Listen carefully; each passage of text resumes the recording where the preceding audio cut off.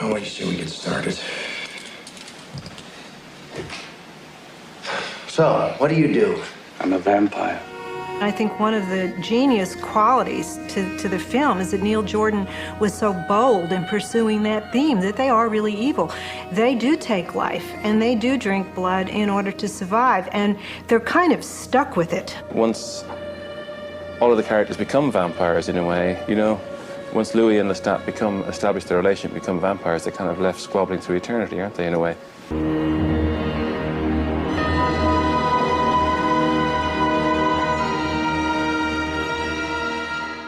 I was sitting one night in my office at home in Berkeley. I was completely unpublished and unknown, and it occurred to me, what if you could interview a vampire? What if you could get that vampire to sit down and tell you what being a vampire was like? What if he would tell you everything? What it was like to drink blood, whether or not he suffered a swoon when he drank blood, what it was like to be immortal. I just decided it would be fun to do it. So I wrote a short story called Interview with a Vampire, and I kept it for about 2 years. And then I pulled it out while I was working on a collection of short stories, and I started to work on it, and it just took off. I was sent a copy of the book by David Geffen just after I'd done The Crying Game, and of the script, and write the script, and I was flying to Paris, and he asked me to read it on the way, which I did, and I was instantly intrigued, you know, totally. I'd heard about the project for years because it had such a reputation, you know. They'd been trying to make it for about 20 years, I think, didn't they?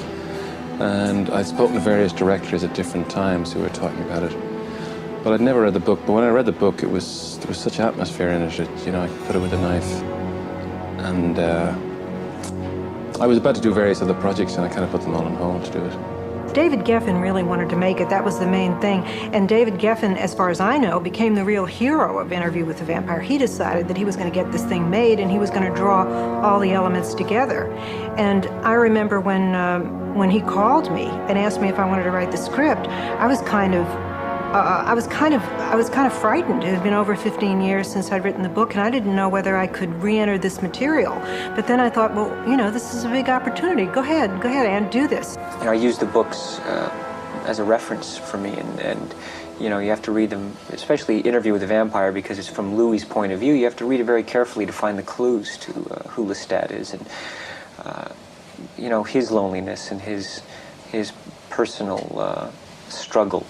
He recognizes that Louis is a unique being, and if he wanted, you know, it's that whole thing, and then Lestat gives him the choice, very clearly, even in the book, Lestat gives Louis the choice.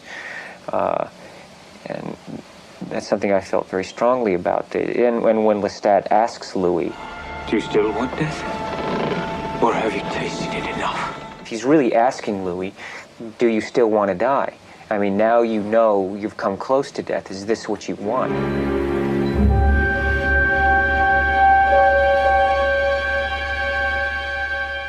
Tom is a really great actor, you know, he really is, and he's been growing in stature through the movies he's making, you know, and but just look at his work in The Born on the 4th of July and you kind of know that, you know, and he's got this unique thing, like he can hold the absolute center of the screen, of your attention, you know, without just effortlessly, and that's what being a star is. But when you got a star actually who's got this energy and a talent, it is kind of mesmeric, you know. I never met Tom. I went out to his house to see him, and I was instantly kind of, you know, this guy is really good feeling. You know that feeling you get every now and then in your life? And we discussed it, and we kind of played around with it for a little bit, and then I went back and met him again, and we just suddenly clinched it then and there. You know, I could see the power. He's got an extraordinary power, you know. I could see the power that could go into that, and I could see how he could approach that icy place, you know, with tremendous authority, you know. So I cast Tom, and all hell broke loose then, you know. As an actor, it's very challenging because you have to really root this character in an emotional reality so that you're not caught playing attitudes, you know, that it's real and that it comes from real emotion. And I always thought it'd be wonderful to have, you know, to show Lestat's sense of humor, because he is such a bright character. I mean, you live that long, you've read every book, you know, you can play any instrument you wish to play. My feeling, having cast both Brad and Tom, was basically that in a strange way, the world of a vampire is not that different from the world of a massive Hollywood star. Yeah, you know what I mean. You're kept from the, you're kind of kept from the daylight. You know, from the harsh daylight. You live in a strange kind of seclusion. You know, every time you emerge, tremendous kind of ripple runs through people. You know, and the effects these characters had, the way Anne described them in the book, was like that. Lestat would enter a room and kind of an invisible stone had dropped into a pool kind of thing, you know what I mean? And to me, it was like, it was kind of an interesting metaphor, you know, the kind of star as vampire and vampire star, you know, and as well as that, they are eternally youthful, or they're condemned to be eternally youthful in a way, you know, and it was, there was a kind of a little dance going on in my mind in that regard, you know, so as I was making the movie as well. I thought that Tom captured Lestat perfectly. He got the incredible strength of Lestat. He got the sense of humor of Lestat.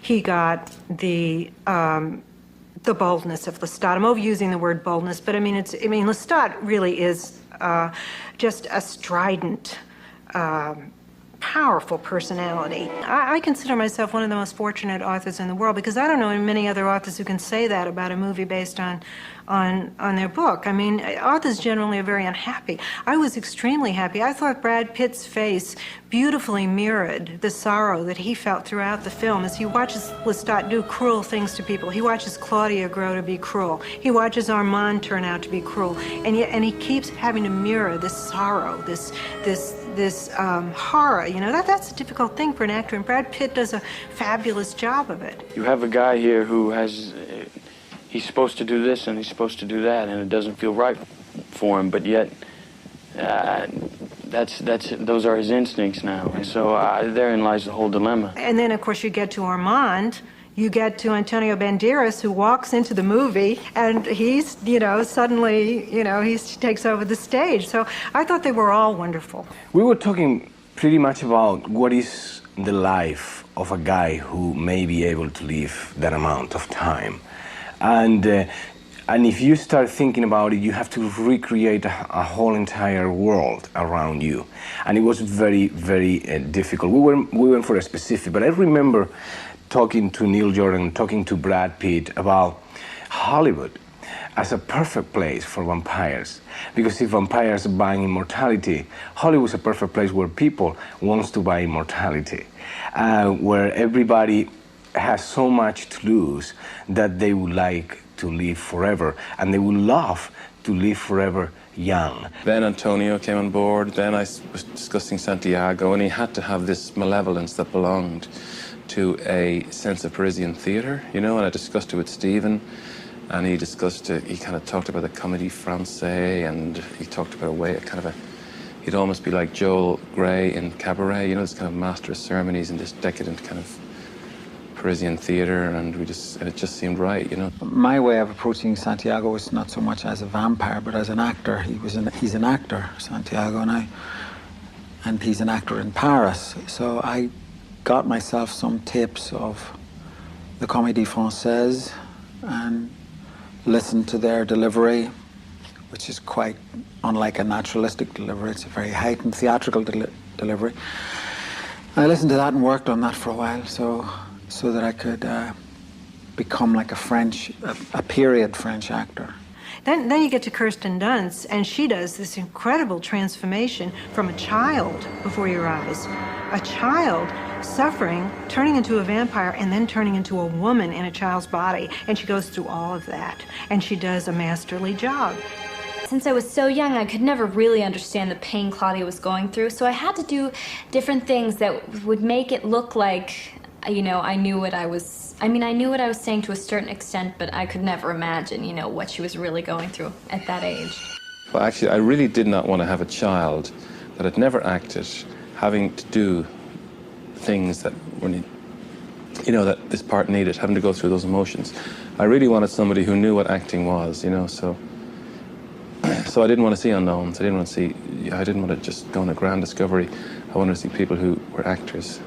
And we found Kirsten one day, and wow, she was extraordinary. She was brilliant. The only thing I can say about this movie is that it amazes me that people still come up to me and compliment the movie and compliment my performance, and it was such a pivotal role for my career. It's helped me to get where I am today, and so it was the most prominent role of my career so far, so nothing has topped the experience either. Working with the actors I worked with and working with Neil, and it was one of the best times in my life, I think. It was like a fantasy almost.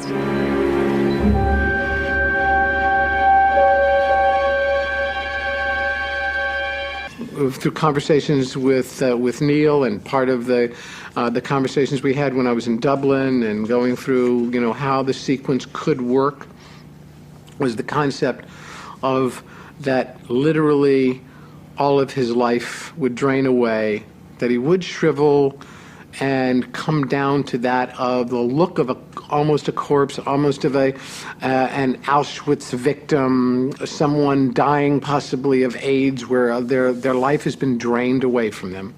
Key to this working as an effect would be the performance of Lestat dying. And key to this effect working was that, although what people don't realize is that once Lestat is on the ground and his throat is cut and he's literally dying and that camera is pushing in, it is no longer a Tom Cruise in this movie. At that point, it's a robot. And that was going to be the big shot, you know. But it ended up being fairly seamless, and no one really noticed it all that much, you know, like we had hoped they would, and because it was just too subtle. Which is the way we liked it. Neil and I started to develop this sort of thing of that any effect that would actually be in there should not really be noticed outwardly. It might be a subliminal thing, you might catch it, you might not. And we started to attack all the other scenes that way, that everything that you saw there was actually very, very simple looking, even though it might be very complex to do. He loved the ideas that we were dealing with. He loved the fact that we'd be dealing with effects that actually would be almost invisible, you know? And oddly enough, kind of guaranteed he wouldn't be nominated because people wouldn't notice them. They wouldn't know what was effect or what was design, that kind of thing, you know, but he actually loved the subtlety of what we were doing. Neil's request for what they would look like, and in his mind was that, you know, that feeling of a burned log that is turned to ash, that it's holding itself together, that still has its shape, but if you were to touch it, it would crumble, was the feeling that he wanted from these two ash bodies.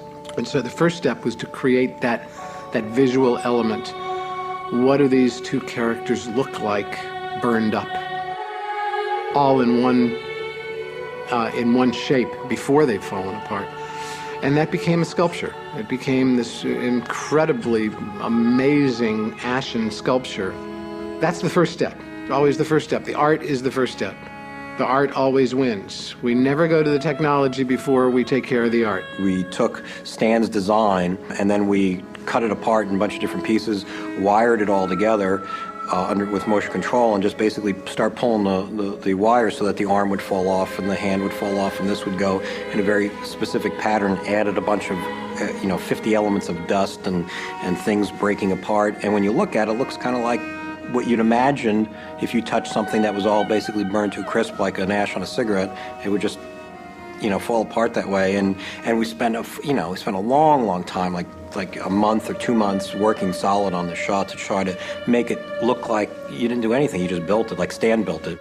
Basically, Neil wanted something for the Santiago character to do, and we were in a tunnel in Paris, and he said, I want him to dance on the ceiling of the tunnel. And it's like, well, there's only really one way of doing it. There's a couple little tricks you can do now that wasn't done in the 40s. The Fred Astaire trick is you build a steel cage with a set built inside of it, and the camera and the steel cage revolve, and it's basically a giant revolving rotisserie, essentially, and then you film inside it. And the real trick is the actor or the dancers, anyway, Fred Astaire did it so well, is that he could dance and hide the feeling that the gravity is now shifting seamlessly, so you couldn't tell when it actually turned. And that's what Stephen Ray had to do, who's not necessarily a dancer, and we had a choreographer do it. And it was one of the last things we shot, I think, on the movie, is Brad Pitt coming over, and we made the shot look like you were shooting over his shoulder, who's standing upright while he's dancing on the ceiling background, so we had to shoot them separately. And that was the last bit, and Neil saw the take he liked, which was take 23, if I remember correctly. And that was the end of it. It was like one day, do the Fred Astaire gag, and do it hopefully as seamlessly as that was done. in my death scene, I mean, where I have my torso cut, Brad Pitt cuts me from here to here. So this little bit of me is lying on the floor, sort of grunting. And I had to stick my head and part of my arm through this hole in the floor. And Stan Winston said, "Don't worry, you won't be there for very long. It'll be uncomfortable, but you won't be there for very long." And I said, "How long?" He said, "Oh, an hour." An hour? That's really a long time to be uncomfortable, you know. And but it's worth it, and just for that moment in the film, and it's only a moment.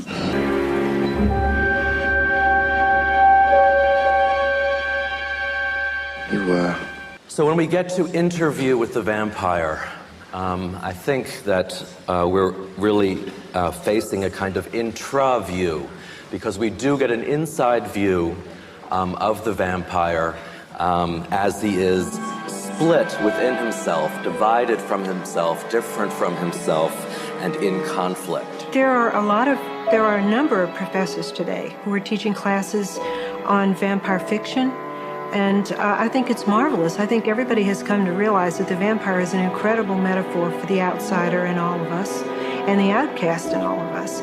I guess one could speak today of the vampire having a fan club precisely to the extent that we're living in a situation or in a mass media culture that is oversaturated now, or supersaturated with our ability to identify with the vampire, with all the occult loner figures. There's no room for the loneliness of the vampire or the werewolf any longer, except to the extent that it is the loneliness of every adolescent. I mean, Buffy the Vampire Slayer is basically group therapy for teenagers at this point. People don't do things to be evil. They don't, they do things because they think they're right.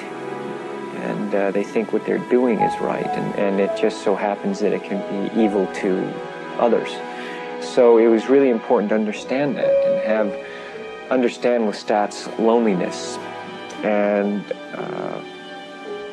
because he really does love Louis, he really does love Claudia, and he does feel that what he's giving them is this wonderful gift of eternal life, and to join him in what he perceives to be the greatest adventure ever.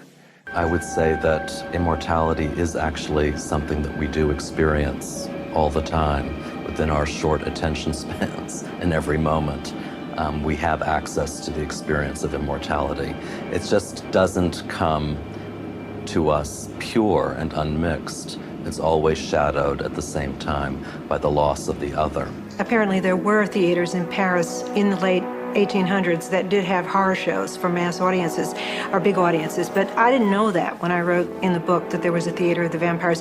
The idea just popped into my head. It was another one of those things. I was sitting there just writing away, and I thought, okay, Louis is in Paris, he's looking for the vampires. What if there's a whole theater of them, theater of the vampires, and they're pretending to be human beings, pretending to be vampires on the stage? How clever. I just wrote it. But there was a theater of Grand Guignol in Paris that opened in the late 19th century. It really was the first horror establishment. It sort of was the rehearsal of horror movies in many ways. And it continued all the way up to World War II, I believe. Grand Guignol was to blood and cruelty and the enaction of horrific events on stage, like people having their eyes taken out and disemboweled and all this stuff, It's like a spectacle of kind of pain and misery. What was so distinctive about the Grand Guignol horror sketches was that they served at the same time, and I think this is interesting, as introductions to the latest in media technologies and also medical technologies. So the horror skit would involve, say, surgery on stage. The most effective playlet in terms of people passing out in the audience ever performed was a realistic blood transfusion on stage. And another thing, to give an example of media technologies, there was something called, in fact, the telephone, where a man on stage simply listened on the phone to his wife and kids being murdered at the other end of the line.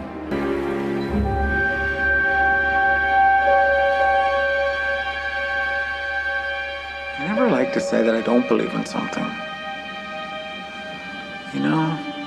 I really wouldn't feel right saying I didn't believe in them. I also don't want to say they exist, of course they do, but I believe in something. I think it's just part of the popular imagination, basically. I believe there are people probably that have a tendency to cross the line, probably a line that is at the end of sex, could be at the end of mental illness too. And there are some people who cross that line and may live like vampires, may imitate them, but for sure I can tell you that they cannot buy time. I don't think nobody can live more than they were supposed to live, you know, as a normal person.